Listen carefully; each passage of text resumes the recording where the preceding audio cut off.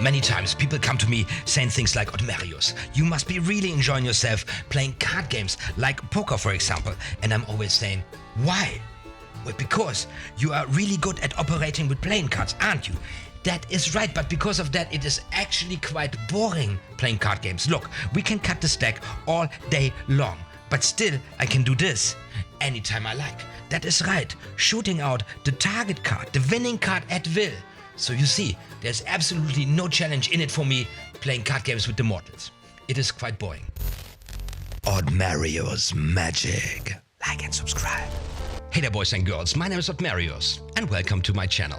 Welcome back to the card table, that is. Today we're going to lay the foundation for expert card handling, expert card technique when it comes to working the table with playing cards. Ain't that something?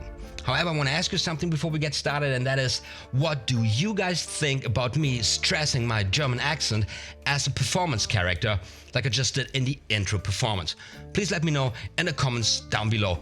Thank you so much. And then, big thumbs up for me shooting this actually having a terrible cold. My doctor was even like, have you been to China recently? And I was like, absolutely, I love traveling China on occasion. Such a beautiful country, and the people and the culture, they are so connected with nature, so connected with animals.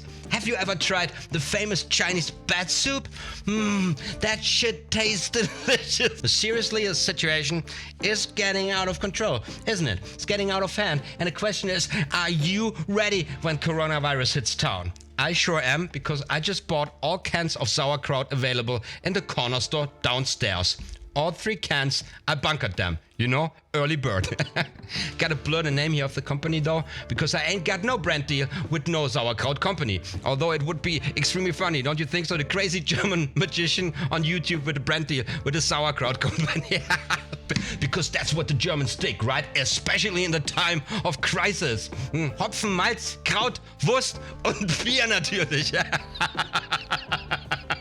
If you want to become an expert at a card table, there are principles, basic principles to be taken into consideration, which are true, which are relevant for a lot of moves out there, certainly for all sorts of shuffling as well as cutting techniques. As a matter of fact, everything I want to share with you guys here today, I want to display with this simple undercut.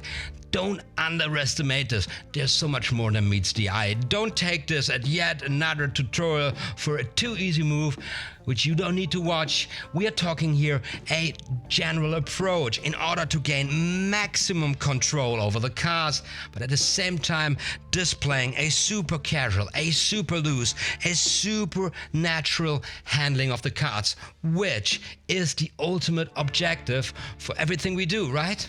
First of all, we want to make sure to have our arms and hands always rest lightly at the table surface. Are you kidding me? What are you guys doing with your arms up in the air? Such a waste of energy.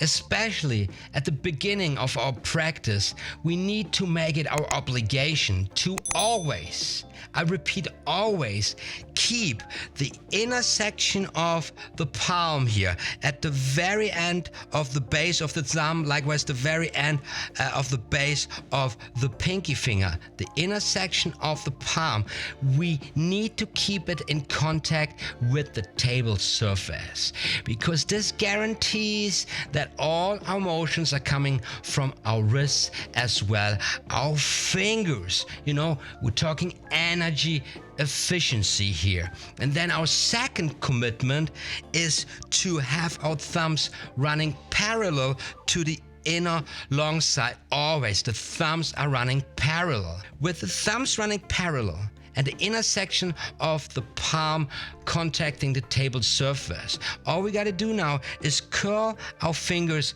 inwards and our index fingers a little more. We're not going to use our index fingers so much at the beginning, and we will find our second and third fingers in pole position. These are our worker bees working together with the thumbs, separating and carrying away the packages.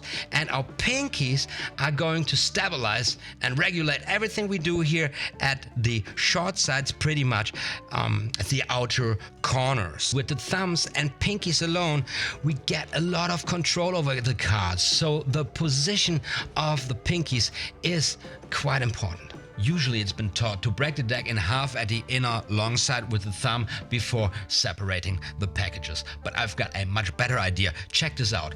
What about we are clipping the cards only between thumb and ring finger on one side and only between thumb and second finger on the other side. Now with our fingers nice in place, holding a proper grip, we can immediately now cut the deck fairly in half without any other workarounds. So we are enabled to go straight into this swinging outwards motion with the lower portion. Engage now with this swinging outwards motion from pole position. Give it all you got, but you ain't getting anywhere. Simply because the tip of the left hand ring finger is blocking the whole motion. So we need now to slide the lower portion a little bit to the side in order to surpass the ring finger. And also we need to get past the inner right corner, which is totally blocking the way of the right hand thumb. With them obstacles out of the way, we finally can swing out the lower portion. And the power for that comes all out of the wrist. That's the power of the wrist, right? By the way, the swinging motion is performed with the dominant hand, in my case, the right hand. The other hand, the left hand, stays put, remains steady in pole position throughout the whole operation. With the lower portion being pulled out, the top portion simply drops down. After the split, it's again a matter of energy efficiency. I'm not carrying the package around with me all the way. Why would I do this in this scenario?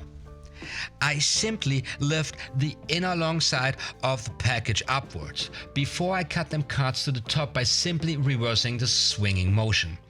For that, I need to get the fingers of the left hand out of the way again by simply stretching them out, and then I'm swinging the cards, cutting them to the top of the deck.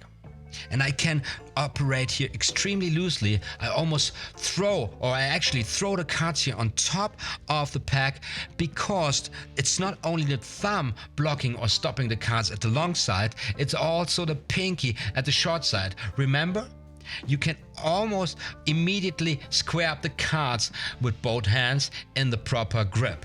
And now you are equipped to go into a full throttle, high frequency, fast reputation of the same motion as a practice. What about that? And in case things getting messy along the road, you always can come back to squaring them cards up like I showed you the other day in this other tutorial. So you're still watching? Well, congratulations, mate. Usually folks dropping out with that simple stuff. Too easy.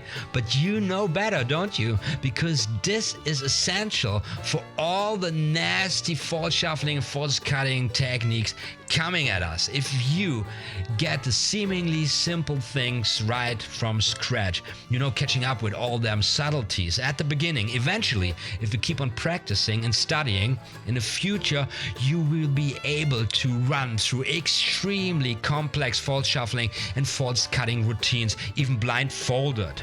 Being super confident about what you do, delivering only eye candy and blowing the minds of your onlookers. And I'm talking real life, even surrounded with people using just an ordinary deck of cards. And everybody else is just having fun on Instagram. Thank me later. For now, just a double combo subscribe and notification bell icon. And while you practice, rest assured, more magical stuff is going to be uploaded very soon on this freaking channel.